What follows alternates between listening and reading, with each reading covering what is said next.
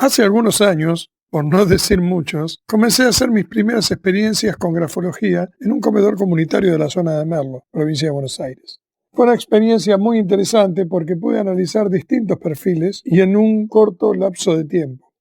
Lo más complicado fue cuando los nenes y las nenas que estaban jugando alrededor comenzaron a molestar, no dejándome hacer bien mi trabajo. Obviamente ellos estaban jugando y querían participar. Entonces se me ocurrió darles papel y lápiz para que pudieran dibujar y les dije que después los iba a analizar. Uno de esos chicos trajo un dibujo en donde él dibujó al papá con los dedos con dientes de sierra. El resto de la familia estaban dibujados con manos normales. Se me ocurrió que esos dientes de sierra podían estar lastimando. Entonces le pedí a la hermanita que también me diera su dibujo. Me llevé una sorpresa cuando vi que todas las manos tenían el mismo largo, menos la del papá, que tenía a una mano más larga que la otra. Lo más interesante fue que, volviendo al primer dibujo, encontré que la cara de la mamá no era un óvalo, sino que tenía de un lado la cabeza abollada.